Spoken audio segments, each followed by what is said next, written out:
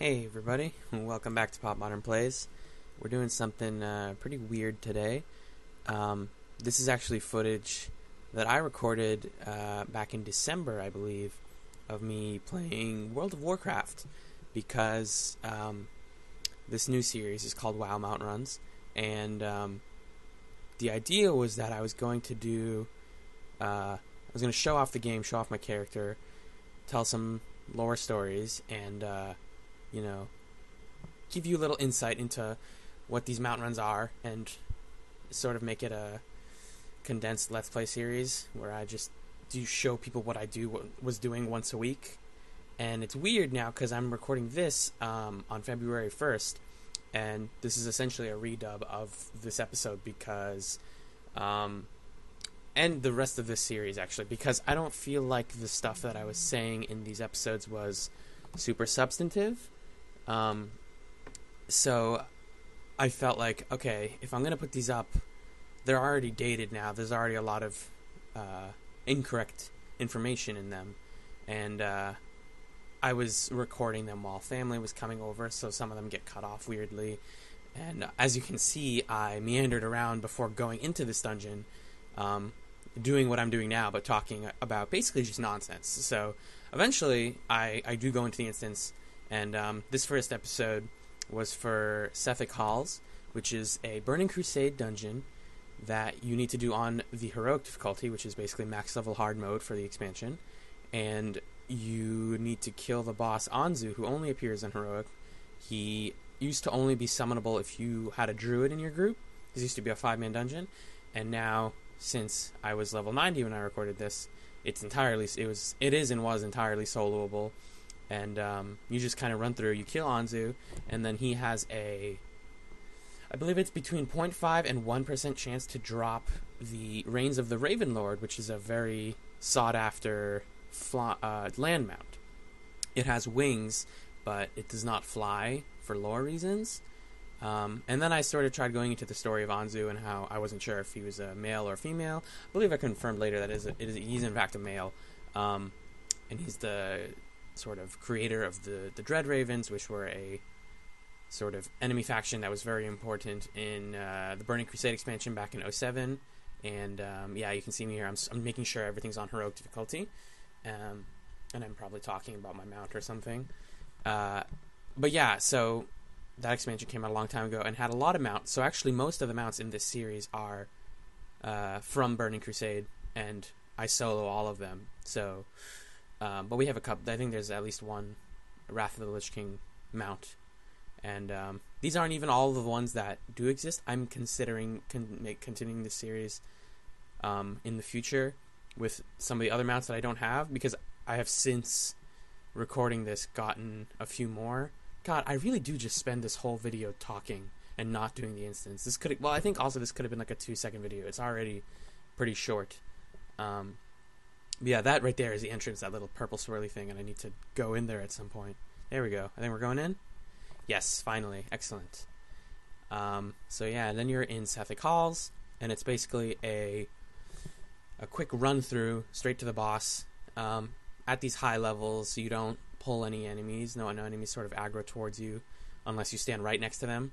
So I will either walk past most of them, or in this case, I'm going to be doing Starfall, which I just did right there, and that's a area of effect spell that you don't target, but it's a channeled spell, which means that, or not a channel, excuse me, it's a instant cast. So you just click it, and then everything around you in an unknown radius actually just dies pretty much instantly.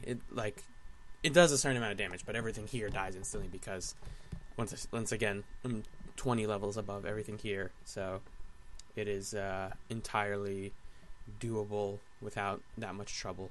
So yeah, this is the first wave of trash. I actually, if you are doing these mount runs and you play Warcraft and you're like, I need because these are all on heroic, I said. So if you need a reputation that you need to grind out, for example, I believe here I was grinding out Ironforge rep. I can't really see. Oh no, Exodar rep, yes.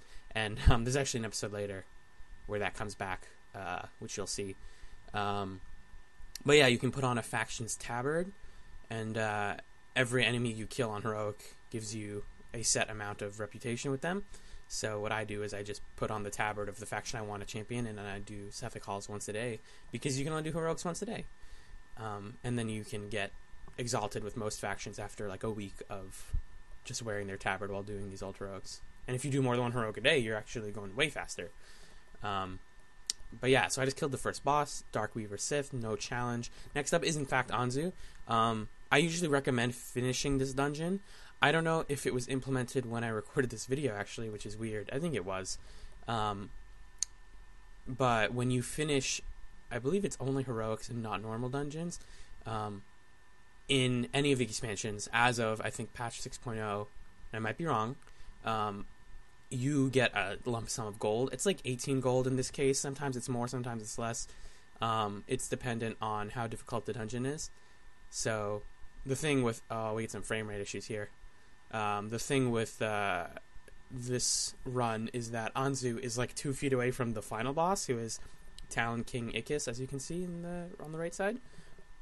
So I usually just kill Anzu, try to loot him, and then if he doesn't drop the mount, I just go kill Ikis, get the money, and then hearth back to my garrison.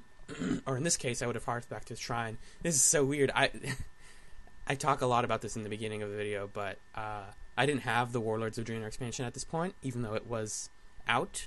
I was like a couple weeks behind everyone else to getting it, mostly because of money. But I got it like a week after this, and have since gotten to 100 on one character, 95 on another character, and am rating on this character, Alfurios, who's my druid that I've had since 08. I also talked a little bit about WoW history and how I played back in... Oh, by the way, this is Anzu. You gotta just kill him. I think I Star Surge him.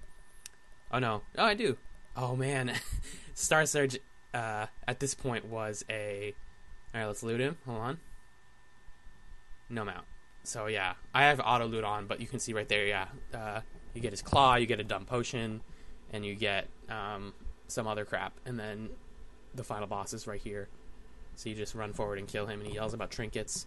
But yeah, I talked about how I played in 08, quit for a while, came back for this latest expansion, and I've been enjoying it a lot.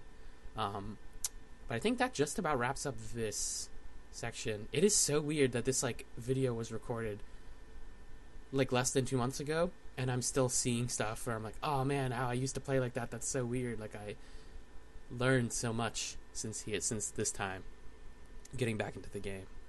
But yeah, that's basically the end of it. I think I just walk out of the instance. You can see me jump there. Next time we have a couple more of these. This is a fun series, I think, and this redubbing thing was a good idea, I think, because like I said, I just kind of was not in the right mindset for recording when I did these.